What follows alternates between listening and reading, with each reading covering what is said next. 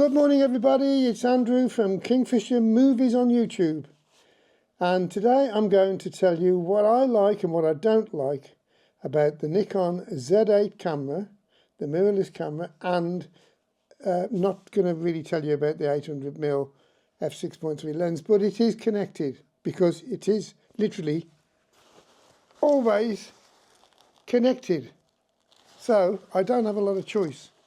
But I've also already reviewed the 800mm lens, so there's no point in me going into great deal of detail about that. However, they are connected. Now, I only use the Z8 for wildlife. And many of you might ask, why? Do you not do any landscape? Yeah, I do a lot of landscape and portraits. Why would I want to use anything else when I've got this? The Nikon D850. Why would I want to use anything else? This is an amazing camera. But it's not great for wildlife. So we'll put that to one side for the moment. So I'm going to tell you what I think about the Nikon Z8. And I'm going to be absolutely honest and straightforward. I'm not going to beat about the bush. And I'm not going to waffle too much, as some of you told me. So I'm going to get straight into it now. Let's get into it now.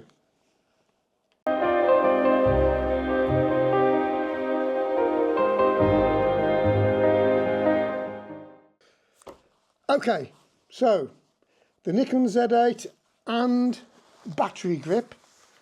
Again, the battery grip is always connected to it, so I don't know this camera without the battery grip because I bought them both at the same time. Okay. Now, so I'm going to criticise the battery grip and maybe a little bit as well, but anyway, let's just take it one step at a time. So the Nikon Z8 and the battery grip, my first positive review of this camera is got to be the shutter cover. The little cover that drops down over the shutter, over the sensor. Whenever if you turn the camera off and then you take the lens off, you're not going to get dust or pollen or bits going in onto the sensor, which is a fantastic achievement. Well done, Nikon. You have achieved something really, really good there. So that's great. That's a very positive move, I think. The other thing, because I take pictures of wildlife, I only take pictures of wildlife with this camera, I've already mentioned that. And so because I do that, I need a fast shutter speed in order to capture those moments. Now the D850, bless its cotton socks, didn't have that. I think it did at best was about 9 or 10 frames per second or something. With the Z8, I've got 20 frames per second in RAW, which is not as good as some cameras, by the way, I've heard, but anyway, it's not bad. It's certainly enough for me because I can fill a card up in no time, and it takes me forever when I get home in the evening to try and wade through all the images. It's all exactly the same except for one tiny little nano movement. So yeah, so it's good to have the 20 frames per second. I haven't tried the pre-capture, mainly because I don't shoot I don't shoot JPEGs. Don't really need. I don't want to mess about with that. I don't need it. I don't need pre-capture. I don't want to know. I'm a pretty good photographer and I can get those images without that. But if you can't, then use it. So the 20 frames per second is amazing, and it's something that I can't live without now. It's made a big difference to my photography and my videography. Definitely, I can't. Not the videography, sorry, it doesn't make any difference, that, does it? No, sorry, mistake. Just my photography has definitely improved no end in terms of action shots because of the 20 frames per second. Okay, so that's a big, big positive. So the next one would be the ISO performance. I think the ISO performance is pretty good. I can't compare it to the D850. I could if I went to the trouble of making all different videos of the same thing with the two cameras, and I can't be asked to do that, to be honest with you. I'm too old.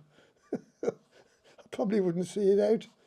So anyway, so I think the ISO performance is pretty good, and whatever noise I get on any of the images I take, I use Topaz Labs plugin on Photoshop to get rid of that. So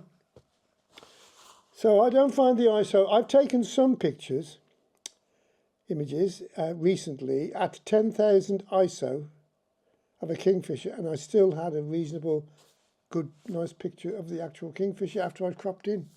So it's amazing. So it's quite good. The other positive, and this is probably the final positive because I don't want to make this too long, this video.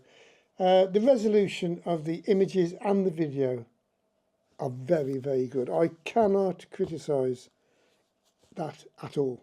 And I think this is where we come back to the lens camera combination though. The combination of this camera with this 800mm f6.3 lens means that you get absolutely sharp as a button images and video. If you've watched any of my videos, and I can put a link up at the top here at the end of the video to show you where you can watch some of my videos on wildlife that I've done with this camera, and you won't be I don't think anybody could say they're not sharp. So the resolution in my view is very, very good. I like the 45 megapixels or whatever it is, something like that. It does fill up cards quickly. That's the only problem, especially if you're shooting 20 frames per second regularly, and sometimes I do. So I can spend all day shooting, and I can finish up. I think the most I've ever had probably is 1,600 images on a card. So that's a lot to get through when you get home. Just remember this, by the way, if you want all these fast bursts of, 20 frames per second and all this, there is a price to pay. You've got to spend a lot of time in the evening wading through them all. But the benefits of that is that you can just get that one shot, which is outstanding and much better than you've ever had before. So those are the pluses. Quite simple, isn't it? So I suppose you're thinking, well, there can't be many minuses. And there aren't really a lot of minuses. Minuses the first one I'm going to say is, now I'm talking now of the combination of the 800 and the Z8, because they always are joined together. The focus is not the greatest. Because of it's an 800mm lens, you can't go from, distant focus to something fairly close to very easily. You just can't. I think this is where I mentioned it in the last video that I did, and somebody made a comment saying, well, I said about the focus buttons not being much use on it. Well, I'm going to start using the focus buttons on the lens now, if I can program them, if I can find out how to do it, and see if I can use them so that I can come back to closer positions. So, for instance, I'm on a pond, lake, and I'm filming kingfishers. So the kingfisher will disappear down the bottom of the lake. So I start focusing on it, and then he catches a fish and comes straight up to the hide, close to the hide, and I try to focus it, and the camera won't focus on it. It's a blue smudge in the middle of the picture, but it won't focus on the actual bird. So the only way I can do it is to either, well, most of the time, to be honest, I've got to go down to the button focus, not the eye recognition thing, but got to go down to the plain button focus on something like the bottom of the post where the bird sat, and then come up. I don't know of any other way. Well, there is another way, maybe, and that is using the buttons. So program the buttons, and that might do the trick. I'm going to let you know about that in my next video. But so other than so focus is not the brilliant. I mean, sometimes even if you got like I'm doing a lot of kingfisher videos at the moment, and if you've got a kingfisher in a tree close to you, sometimes it just you can't focus on the actual bird. It wants to mess about with the tree. Don't want that.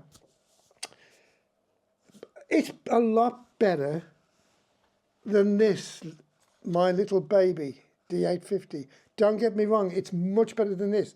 A lot, 100% better. But it's not perfect by any means. Now, what I have done is I did a test this morning, funny enough, and I've never used this lens. This is on that camera. This is a 70-200 f2.8 lens, S lens, is it? Yep, 70-200 f2.8 S lens. It's got a converter on it at the moment. So this is one of the modern lenses, Z lens, and I've tried this on the Z8 and it focuses to 200mm and back again instantly. So it is the lens. It's the 800mm lens which has got to struggle to go from long to short focus. That's what I think. And I think I'm pretty right, but I'd like to know your comments on that. Yeah, but I mean, so it does work. The camera focuses very quickly, really, but it depends what lens. If you've got a big lens on, it won't necessarily. So there's one thing. The battery life. You know what I'm going to say about this, don't you? Do you? So I've got 4 of these batteries. They're just the small. It's not this like in the. I think in the Z9 you get a much bigger. You can't have a job to get the batteries out of here sometimes as well. Anyway, so that's the typical. That's the battery I use. It's the lithium 15 EL15C. So those are the batteries I've got, and I've got 4 of these. Now I have managed to almost drain but all 4 of these batteries in one day, and I think the reason for it probably is because I do a lot of video. I do very few still images at the moment. I've gone off stills.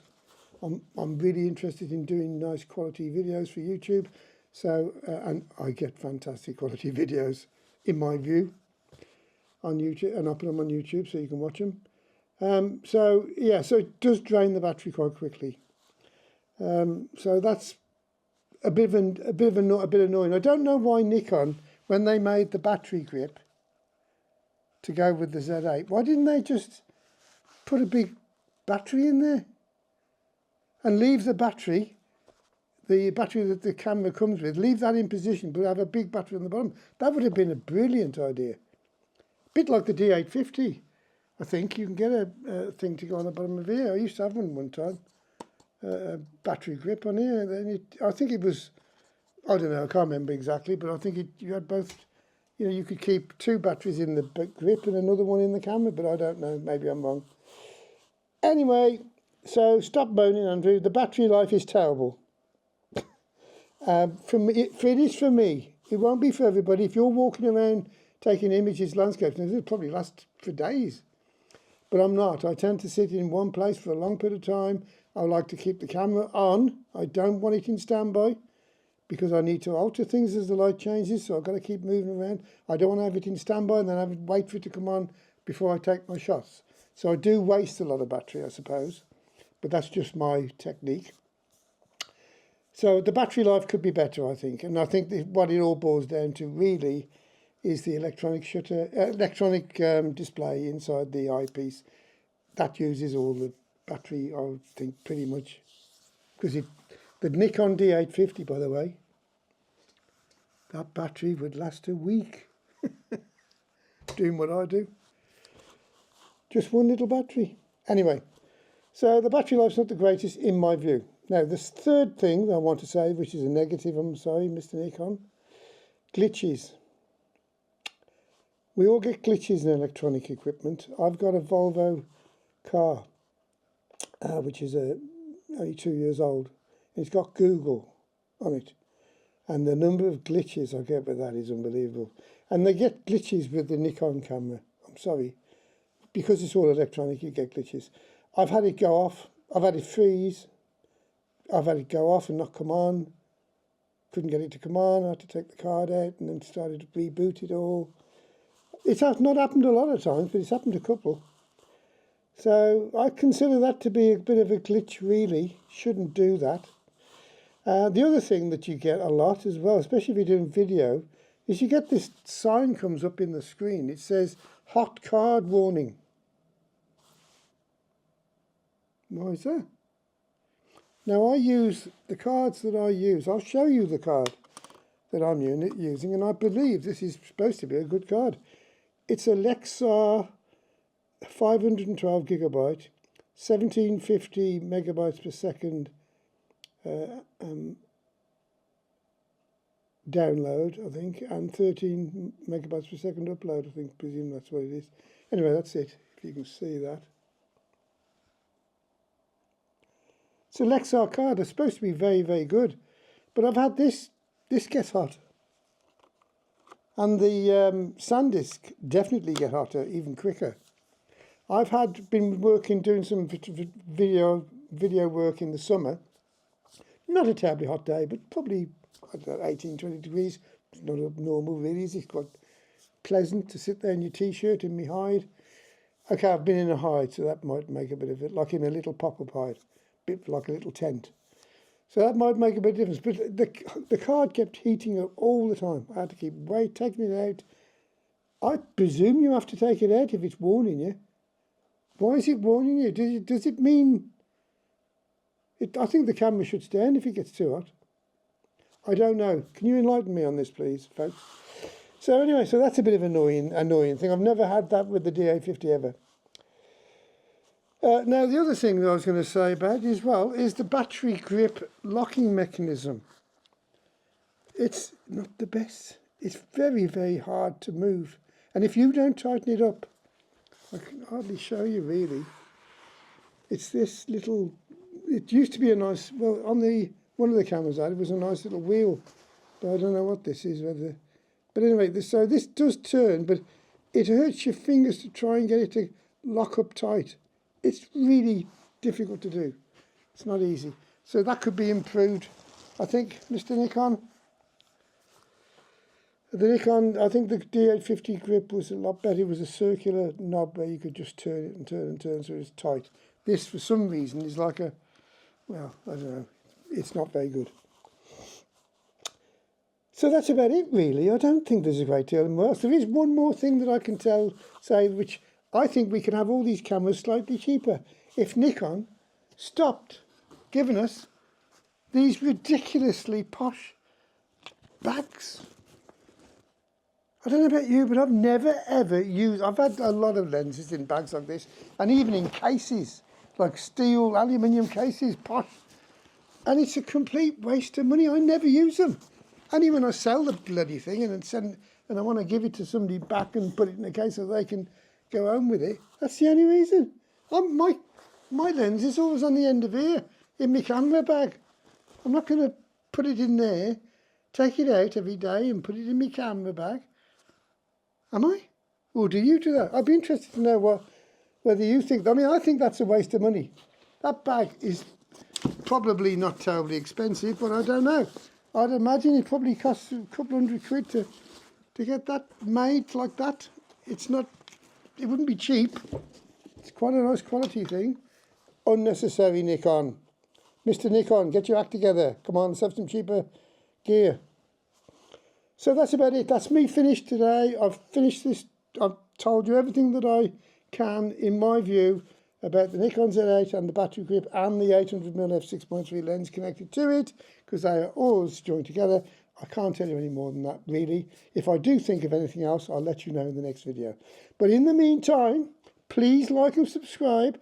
I'm going to be reviewing other equipment in the very near future that you might be interested in, including the DJI Pocket 3 camera, which I'm using at this moment to record this video. So I'll be doing that very shortly too.